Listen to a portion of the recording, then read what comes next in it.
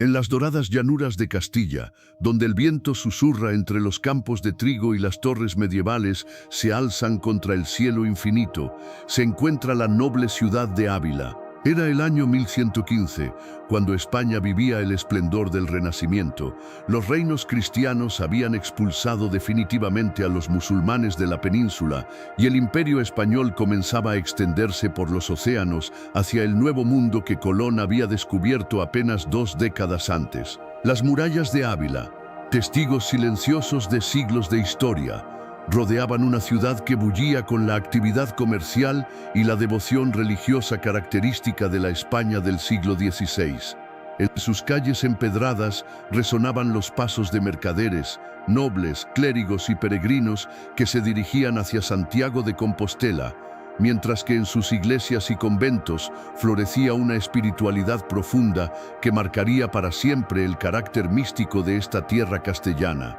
En una casa solariega de piedra clara, adornada con escudos nobiliarios y rodeada de jardines donde florecían rosales y limoneros, nació el 28 de marzo de 1515 una niña que cambiaría para siempre la comprensión del alma humana y su relación con lo divino. Sus padres, don Alonso Sánchez de Cepeda y doña Beatriz Dávila y Ahumada, representaban lo mejor de la nobleza castellana, una familia profundamente cristiana, culta y próspera, que había sabido combinar el éxito en los negocios con una auténtica piedad religiosa. Don Alonso era un hidalgo respetado en toda la región, conocido tanto por su habilidad en el comercio de la lana como por su rectitud moral y su generosidad con los pobres. Doña Beatriz, por su parte, provenía de una familia de conversos judíos que habían abrazado el cristianismo con fervor sincero, aportando a la casa familiar no solo su linaje noble, sino también una sensibilidad espiritual particular que se reflejaría profundamente en la personalidad de su hija. La pequeña Teresa creció en un ambiente que combinaba armoniosamente la cultura humanística del Renacimiento con la tradición mística castellana. La biblioteca familiar contenía tanto las obras clásicas de la literatura española como los tratados de espiritualidad que circulaban entre las familias cristianas cultas de la época. Desde temprana edad, la niña mostró una inteligencia excepcional y una curiosidad insaciable por todo lo que se relacionara con Dios, la oración y la vida de los santos. Los primeros años de Teresa transcurrieron en esta atmósfera de refinamiento cultural y profundidad religiosa. Su madre le leía historias de santos y mártires que despertaban en la pequeña un deseo ardiente de imitar sus virtudes y, si fuera posible, compartir su gloria celestial.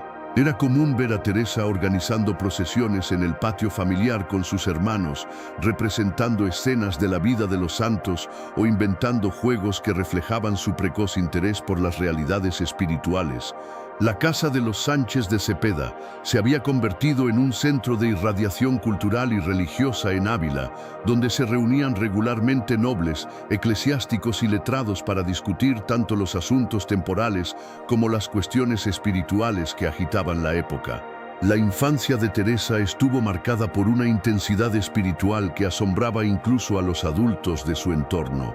A los 7 años, la pequeña había desarrollado ya una comprensión sorprendente de las verdades cristianas y mostraba una inclinación natural hacia la contemplación que se manifestaba en largas horas de oración solitaria en la capilla doméstica. Uno de los episodios más reveladores de su carácter precoz ocurrió cuando Teresa tenía apenas 8 años. Después de leer la vida de los santos mártires en los libros de su madre, concibió el plan extraordinario de huir de casa junto con su hermano Rodrigo para ir a tierras de moros, donde esperaban conseguir el martirio y alcanzar así inmediatamente la gloria celestial. Los 2 niños llegaron a salir efectivamente de Ávila, pero fueron interceptados por un tío suyo en el puente de Adaja, quien los devolvió a casa no sin cierto asombro por la determinación que mostraban. Este episodio, lejos de ser una simple travesura infantil, reveló desde temprana edad la intensidad con que Teresa experimentaba su vocación religiosa y su deseo ardiente de entrega total a Dios. Cuando su tío le preguntó por qué había querido marcharse, la niña respondió con una sencillez que conmovió a todos los presentes: quería ver a Dios y me habían dicho que para eso había que morir. La educación de Teresa siguió los mejores estándares de la época para las jóvenes nobles. Aprendió latín, música, bordado y desarrolló una pasión especial por la lectura que la acompañaría durante toda su vida. Sin embargo, lo que más llamaba la atención de sus educadores no era su capacidad intelectual, aunque ésta fuera notable, sino su extraordinaria madurez espiritual y su capacidad para comprender intuitivamente las realidades más profundas de la fe cristiana. A los 12 años, Teresa experimentó la primera gran prueba de su vida cuando murió su madre, doña Beatriz. Esta pérdida la sumió en un dolor profundo que la llevó a buscar consuelo en una devoción especial hacia la Virgen María, a quien desde entonces consideró su verdadera Madre Celestial. Fue durante este periodo de duelo cuando Teresa experimentó sus primeras comunicaciones místicas, que ella describía como locuciones interiores en las que sentía claramente la presencia y la voz de Dios en su alma.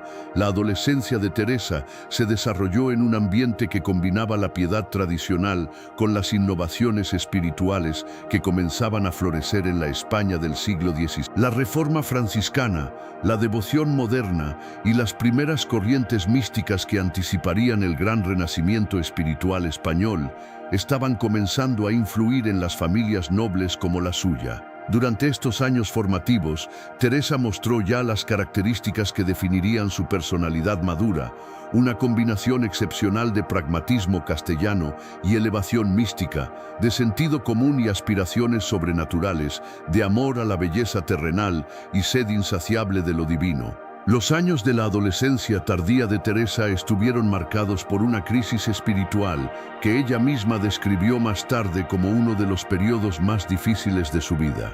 La muerte de su madre había creado un vacío emocional que la joven intentó llenar mediante la lectura de novelas de caballería, que en aquella época gozaban de gran popularidad entre la juventud noble española. Estas lecturas, aunque aparentemente inocuas, despertaron en Teresa una sensibilidad hacia los sentimientos humanos y las pasiones terrenales que entraban en conflicto con sus aspiraciones místicas de la infancia. La joven comenzó a experimentar lo que ella llamaría más tarde las vanidades del mundo, el gusto por la belleza, el placer de agradar, el interés por las galas y los adornos que correspondían a su rango social. Don Alonso, preocupado por estos cambios en el carácter de su hija y consciente de la necesidad de proporcionarle una educación más sólida y estructurada, tomó la decisión de enviarla al convento de Santa María de Gracia de Ávila, regentado por monjas agustinas que tenían fama de ser excelentes educadoras de la juventud femenina noble.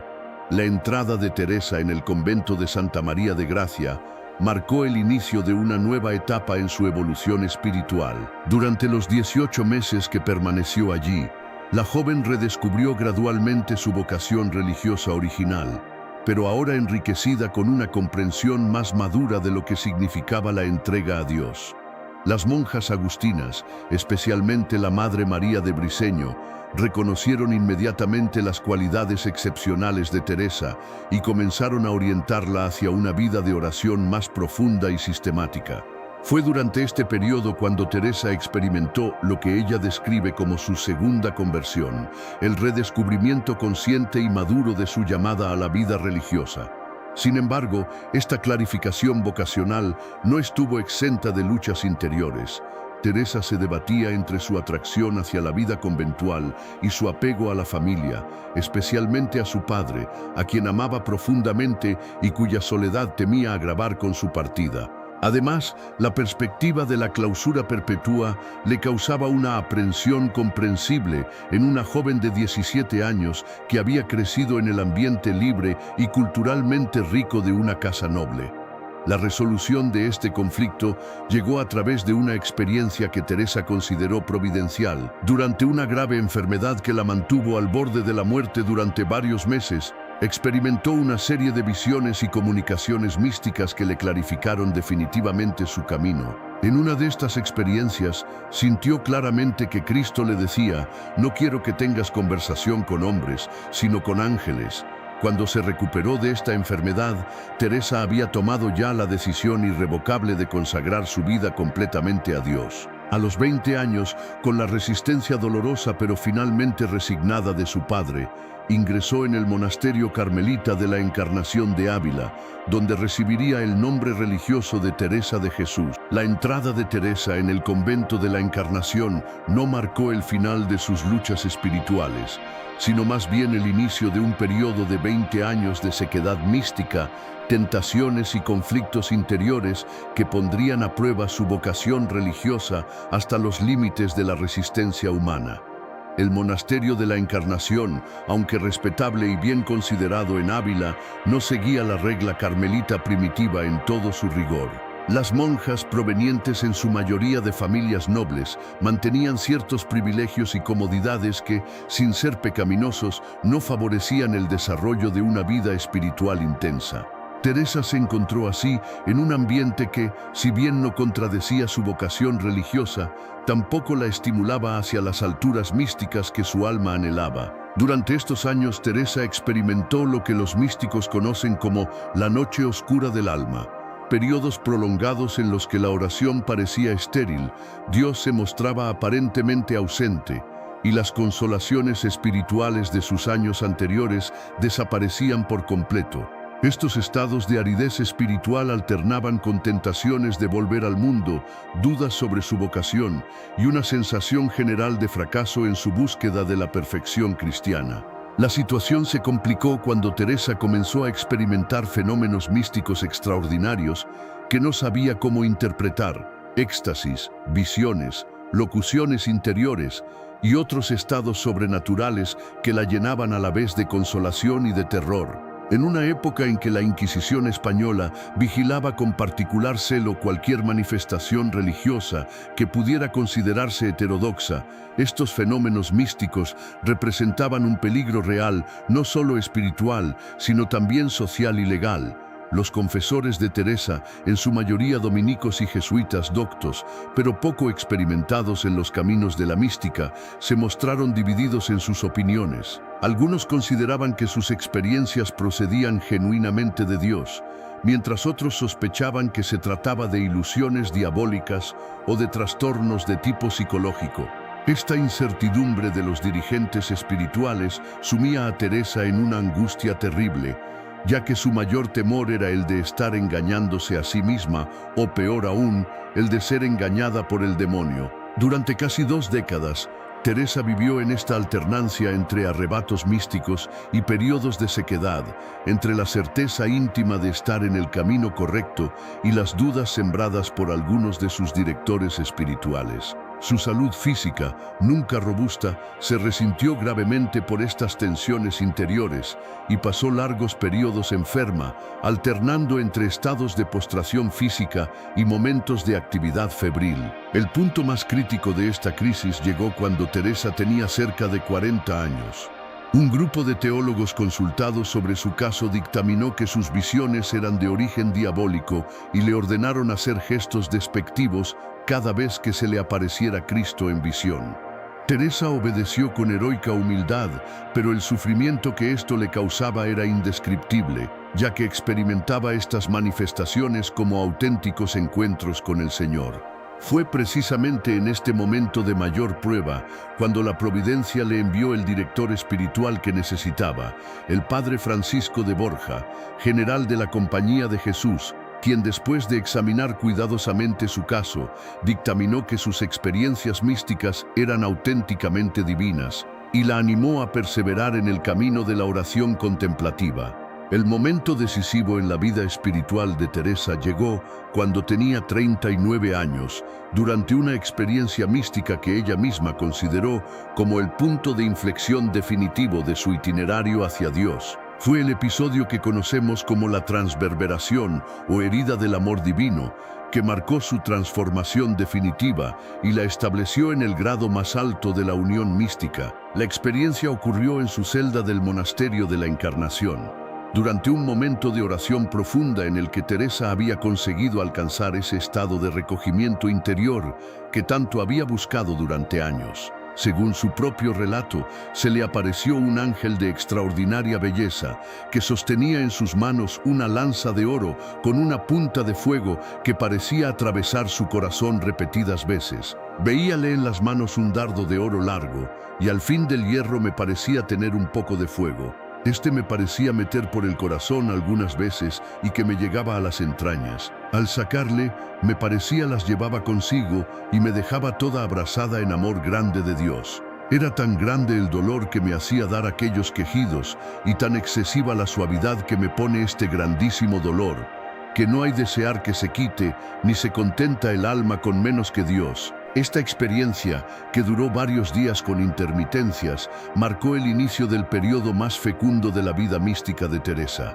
A partir de este momento, las sequedades y dudas que habían caracterizado sus 20 años anteriores de vida religiosa desaparecieron para dar paso a una intimidad constante y transformadora con Dios que ya nunca la abandonaría. Los efectos de esta gracia extraordinaria se manifestaron inmediatamente en todos los aspectos de su vida. Teresa experimentó una transformación radical de su personalidad. Donde antes había timidez e inseguridad, surgió una fortaleza inquebrantable. Donde había dudas sobre su vocación, apareció una claridad meridiana sobre su misión. Donde había enfermedad y debilidad, brotó una energía sobrenatural que la capacitaría para las empresas más audaces. Pero quizás el efecto más importante de esta experiencia fue la certeza absoluta que Teresa adquirió sobre la autenticidad de sus comunicaciones místicas. Ya no necesitaría la confirmación de teólogos o directores espirituales para saber que Dios habitaba realmente en su alma y se comunicaba con ella de manera directa y personal. Esta seguridad interior se convirtió en la base sobre la que construiría toda su obra reformadora posterior. Inmediatamente después de la transverberación, Teresa comenzó a recibir lo que ella llamaba visiones intelectuales de Cristo, en las que percibía su presencia de manera clarísima, sin ver imagen alguna con los ojos corporales. Estas visiones se acompañaban de locuciones interiores, mediante las cuales el Señor le comunicaba tanto enseñanzas sobre la vida espiritual, como orientaciones concretas sobre las obras que debía emprender. Fue durante una de estas comunicaciones místicas cuando Teresa recibió la inspiración fundamental que orientaría el resto de su vida, la reforma de la orden carmelita.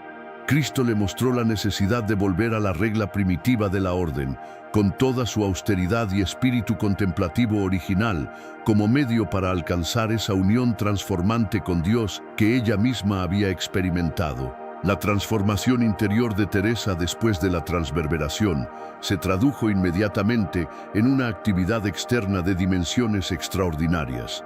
A los 45 años, Teresa emprendió la empresa más audaz de toda su vida, la reforma de la orden carmelita.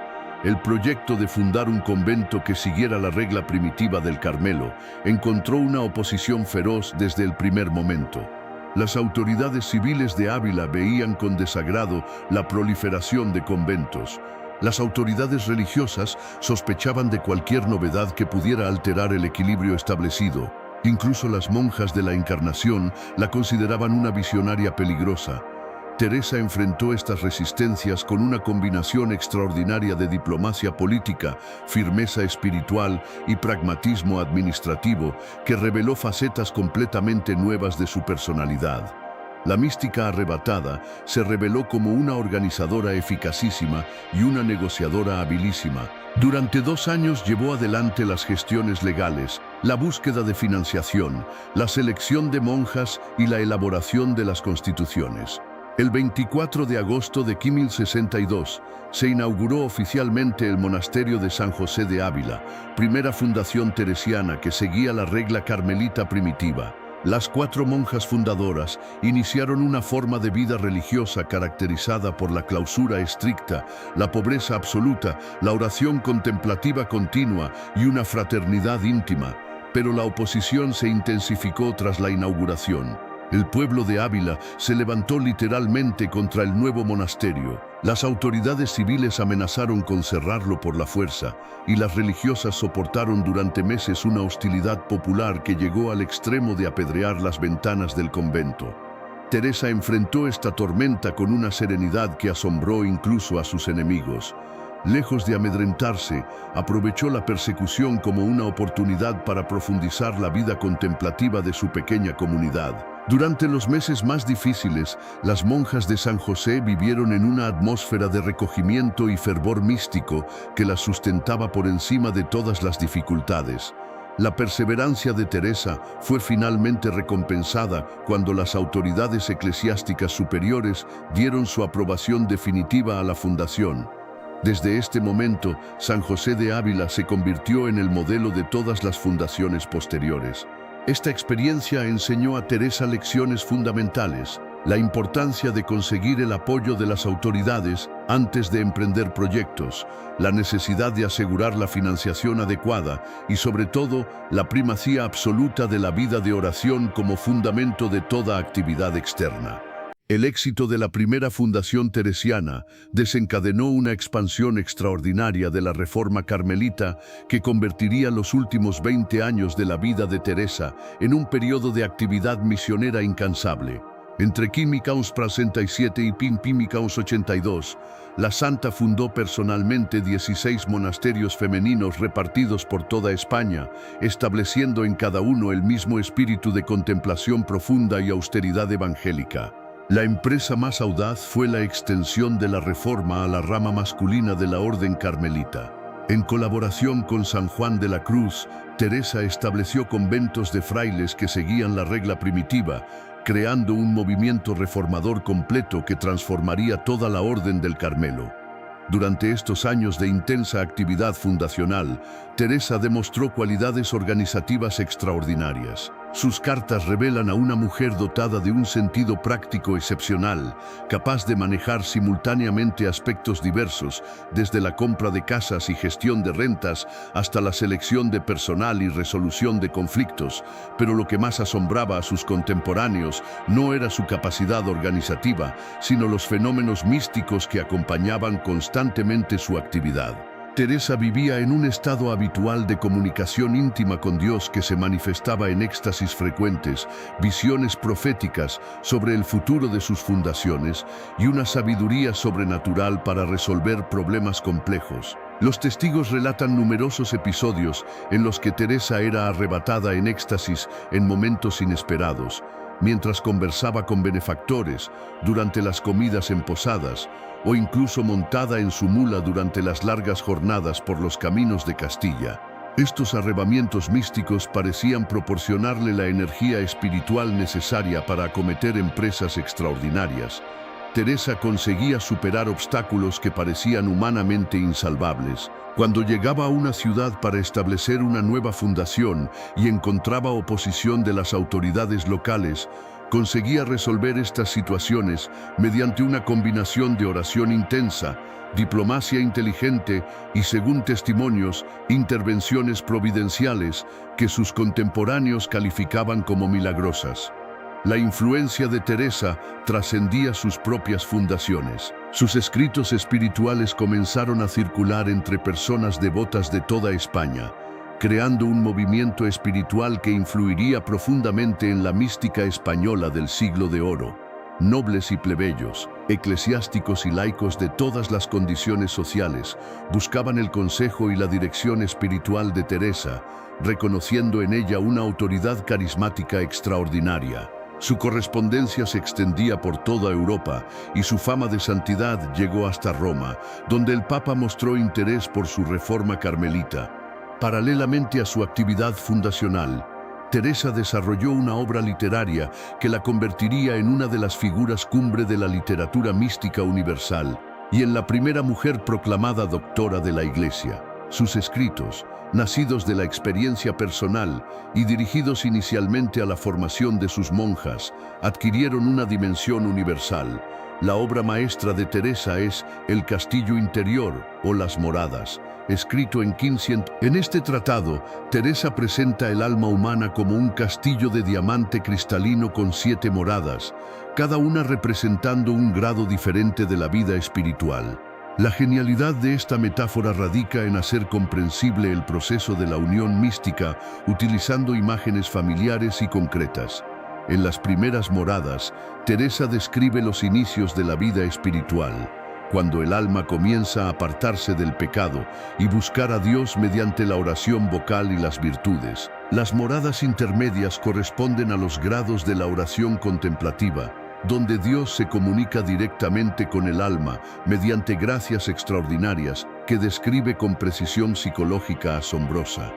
Las últimas moradas representan los grados supremos de la unión mística, culminando en el matrimonio espiritual, estado en el que el alma se une a Dios de manera tan íntima que ya no puede separarse de Él, ni siquiera en las actividades externas más absorbentes. Teresa describe este estado con una mezcla de precisión teológica y lirismo poético excepcional. La genialidad pedagógica de Teresa se extendió a la elaboración de métodos prácticos para la oración.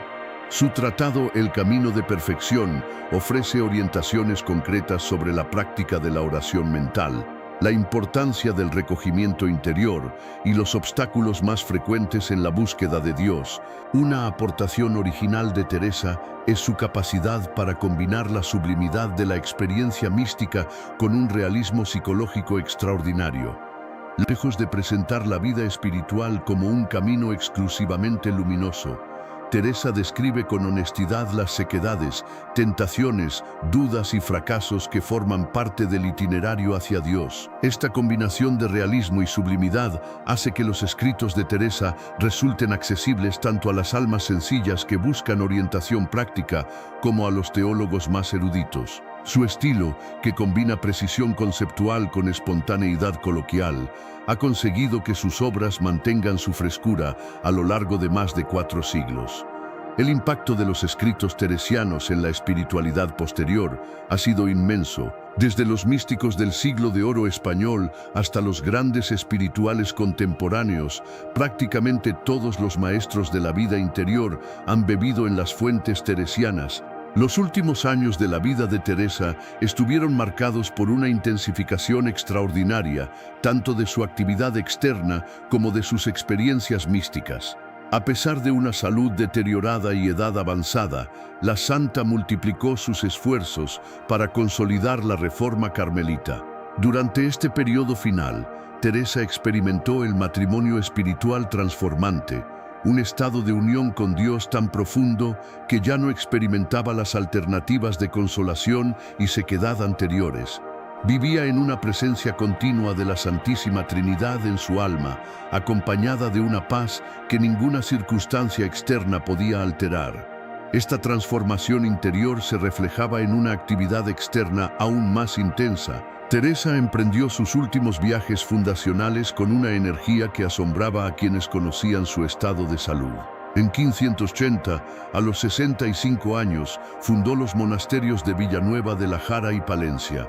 En 1581, estableció las comunidades de Soria y Burgos. El viaje a Burgos, que sería el último de su vida, reveló hasta qué punto Teresa había alcanzado el dominio perfecto de sí misma y la entrega total a la voluntad divina. A pesar de llegar en pleno invierno a una ciudad hostil, mantuvo una serenidad imperturbable y logró establecer la fundación en condiciones aparentemente imposibles. Durante estos meses finales, Teresa experimentó visiones proféticas sobre el futuro de su obra reformadora. Cristo le mostró que la reforma carmelita se extendería por todo el mundo.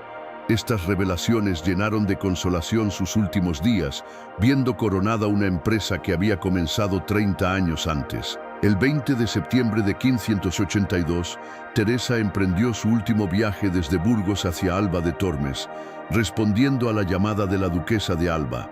A pesar de encontrarse gravemente enferma, no dudó en acudir, viendo en ello una última oportunidad de servicio. El viaje fue extremadamente penoso. Teresa, consumida por la fiebre y los dolores, apenas podía mantenerse en pie. Sin embargo, durante todo el trayecto mantuvo un estado de oración continua que impresionó a sus acompañantes. Al llegar a Alba de Tormes, se desplomó, comprendiendo que había llegado su hora final. Los últimos días transcurrieron en una alternancia de sufrimientos físicos intensos y consolaciones espirituales extraordinarias. Quienes la rodeaban testificaron que, a pesar del dolor, su rostro irradiaba una paz sobrenatural que transformaba su agonía en testimonio de la vida eterna. El 4 de octubre de 1582, festividad de San Francisco de Asís, Teresa expiró pronunciando las palabras que resumían toda su vida. Señor, es hora de caminar, bien sea, hágase tu voluntad. Ha llegado la hora de que nos veamos, amado mío. La muerte de Teresa de Ávila no marcó el fin de su influencia, sino el inicio de su irradiación universal como maestra de la vida espiritual. Su canonización en 722 confirmó oficialmente lo que era evidente para sus contemporáneos, que habían sido testigos de una de las figuras más extraordinarias de la historia espiritual cristiana. La reforma carmelita que Teresa había iniciado con grandes dificultades se extendió rápidamente por todo el mundo católico. Sus monasterios se multiplicaron no solo en España, sino también en Francia, Italia, América Latina y posteriormente en todos los continentes. Cada fundación llevaba consigo el espíritu teresiano, la búsqueda de Dios a través de la oración contemplativa, la vida fraterna auténtica y el equilibrio perfecto entre contemplación y servicio práctico.